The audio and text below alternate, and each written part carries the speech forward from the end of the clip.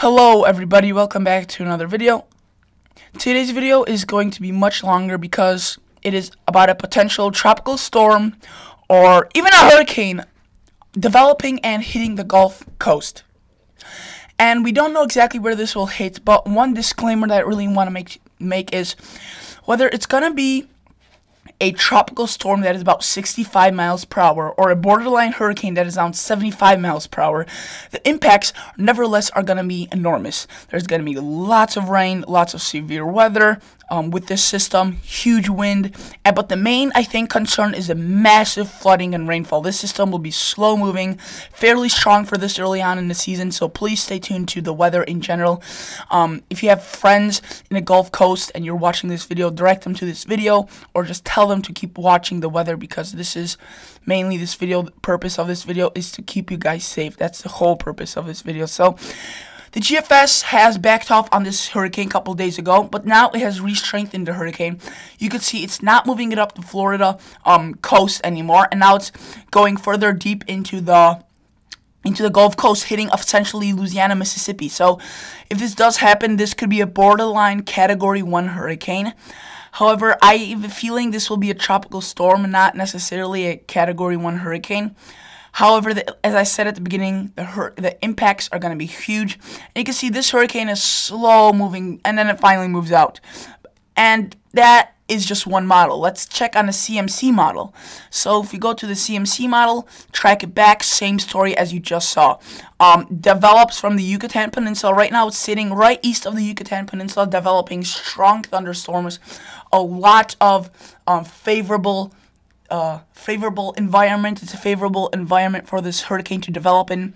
This hurricane is basically in warm waters, not a lot of wind shear, and this allows for it to develop, move north, and you could see this is a 993, 984, so not necessarily strong, but you could just see how slow moving it is and how much rainfall is just going to be along with the system. So this is going to be a similar story as to Hurricane Harvey, probably not as much rain, so don't get scared by that, but it will be known probably for its rain, not necessarily its strength of its wind or anything like that. And you can see it finally moves up.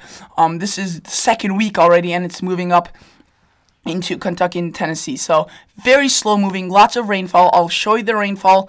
Actually, I'll show you it right now. So let's go to total accumulated precip.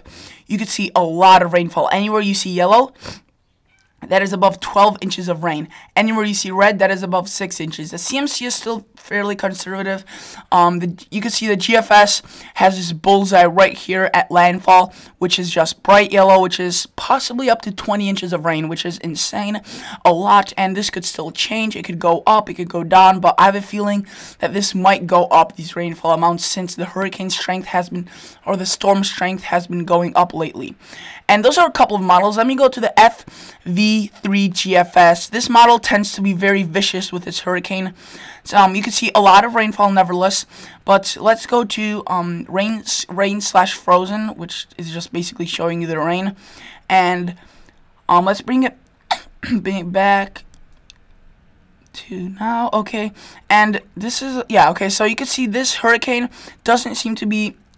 Yesterday it was showing a pretty strong hurricane, but now I guess it's not. But I think this is a different option because I'm not believing this.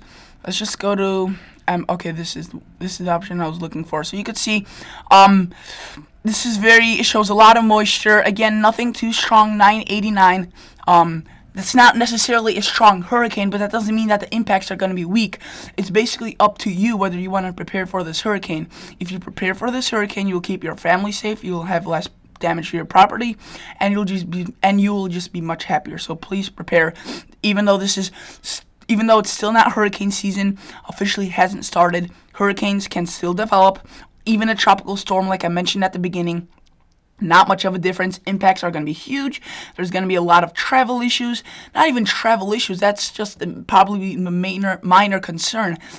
Lives lost is probably going to be the biggest concern. So you can see this passes through, and again, very slow moving system. And by the time it exits out, leaves quite a bit of rain. Let's go to total accumulated precip. Yeah, you can see bright yellows. That is 24, 2 feet of rain. That is that is unheard of, actually. That is very unheard of this early on in the season with so much moisture in the system. That is just a lot. So now let's actually go to the models that are dedicated to the hurricanes. Let's go to the, okay, this model is just new, so let's go to the one that ran last night. Fairly still recent. You can see that's the Yucatan Peninsula further right there, traveling across the Gulf Coast, and it hits landfall. Again, 989, 988, fairly strong hurricane. And this basically shows you the wind speeds at which this will be. So you can see that they're showing around those right colors, 40 miles per hour, potentially 50. So that's what leads me to think that this will be more likely a tropical storm. However, there's still a possibility this could be a hurricane, especially since it has been strengthening. Let's go to the second model. Again, very similar story. 989, the winds bright yellow, so that's around 50, 40 miles per hour. Nothing, extraordinary, nothing like Hurricane Irma, but this is definitely something that could still cause damage. And again, the main story with this system is the rainfall amounts. So please stay safe, guys. And I would also like to show you the HMON model, the Invest 90L. That's what its officially name is right now, as of now. You can see that this is, I'm going back in time. Okay, so going up the coast, going into Gulf of Mexico. This one actually has it, actually doesn't have it making landfall, which I don't think is correct, but we'll just need to wait and see. And we already saw the GFS and CMC. Yesterday, I'm fairly sure they were showing a much stronger system, at least. Maybe it was just a different option, but let's go to 10-meter wind. Let's go to 00 Thursday, and you can see that, yeah, some oranges, so again, some maybe potentially up to over 50 miles per hour, and I'm pretty sure this is sustained wind speed, so gusts could be excelling 75 miles per hour, which is hurricane force wind. Let's go to this one right here, and Invest 90L, let's have the same option. Okay, yeah, it doesn't seem to change much, but you can see some orange colors right there, so that is up to 50 sustained, which is still a fairly strong system. But the main, with this is the total accumulated precip. I don't know if this model, yeah, it doesn't. But let's go to the NAM 12 cam, which is also fairly good in predicting a storm.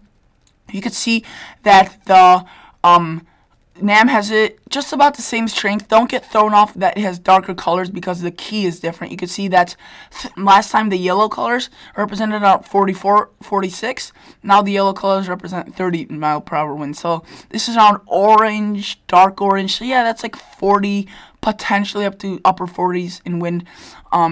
Not necessarily a massive hurricane in terms of wind. However, in terms of rainfall, it definitely meets up to the expectation. And actually, the NAM doesn't have it making landfall yet, so you can see this is what the rain leaves behind, which is still very significant. And it doesn't have it making landfall, which is a little bit strange. But again, this hurricane is still very unpredictable. The National Weather Service has gone from putting it to pretty much 20% last week of developing, now to 80%. So you could see, if we could zoom in. Right here, I don't really know. Right here, I can't, yeah, because I got to be on it. So, formation down in the lower box of the, it says formation chance through 48 hours, medium. I don't know if you'll be able to read that, so let me zoom in on this. Okay, hold up. Okay, now you can see the formation part with those two asterisks. Formation chance through 48 hours, medium 40%. That basically means that the chance of this developing into a tropical system for the next 48 hours is about medium, 40%. However, formation chance through the next 5 days of this Invest 90L developing into a tropical storm or even a hurricane is high 80%. So you can see the National Hurricane Center has a lot more information and models than I do, and you can see that they're basically on the same page, high 80%. This is something not to mess around with. So I also wanted to show you the Saffir-Simpson. Oh, this is also, by the way, what the X represents, 40 to 60% chance of developing. I think this is in the next 48 hours, or 2 day, yeah, 2 day. So I would also like to show you the Saffir-Simpson scale. This is very interesting, and you can see that Category 1, in case you did not know, is 74 to 95 mile per hour winds. And basically what that translates to in terms of millibar pressure, which we just saw is 989, is 980 for a Category 1. So this means that this does not, the Invest 90L does not really meet the Category 1 hurricane stance. However, this does not mean that you should take this less seriously. You can see that there are some. Hurricane Gaston was a Category 1, and I remember it caused a lot of damage, so this is something we need to not take easily, because just because it's not even a hurricane, a lot of people are like, oh, it's a tropical storm, it's just going to produce a little bit of rain. Not true. That's a huge misconception. Look at these rainfall amounts. This is insane. I would say that 2 to 3 inches of rain causes flooding in some areas. But when you reach to 6 to 14 inches of rain, that range, that is just definite flooding, definite issues. I think there will be similar situation. Not similar, because I don't want to compare it to Hurricane Harvey, since that hurricane was absolutely super powered. Sorry if you heard that weird meowing. That was my cat. He just jumped up on the TV. Such a silly cat.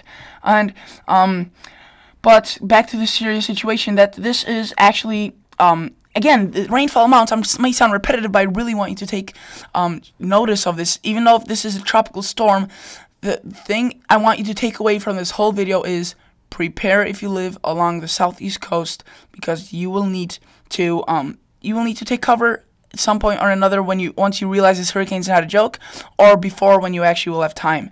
So, and you will actually do the smart decision. So let's go to the Icon model. Again, agrees, a lot of rain, a little bit less. You could see not as much yellow, but still those dark red indicating over 6 inches of rain. Let's go to the NavGem. It doesn't really show the rainfall amounts, because see, it still shows this tropical storm a lot weaker. But again, the NavGem is not a good model in general. I'm sorry to it, but it's just not. And the GMA also shows the hurricane, but this is the latest run, so yeah, it only goes out to 72 hours, so that doesn't encompass the whole hurricane. WW3, you can see it does have this right here. I think this is in feet, yeah, so this is basically what the waves will be like in feet. So you can see it moves up this coast and into Florida. Those dark reds indicate almost up to 20-foot waves. So another concern is to not go onto the beach once this hurricane / tropical storm is already on the coast and is really near, because that is probably even more dangerous. You're actually putting yourself in front of the storm in its bare hands. You could get swallowed so easily by nature. You do not know the power of Mother Nature if you really think that you can go out there and have some fun and surf in 20-foot waves. Unless you're super experienced and you've done this before, please don't do this. Even I would advise not to other people to do it, but just for the sake of me not being a, like, you know, a dick, essentially. Sorry for my words, but I would like to go now I would just now like to focus a little bit more on the what's it called?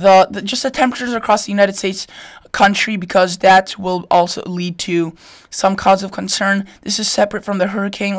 I don't know what I'm doing.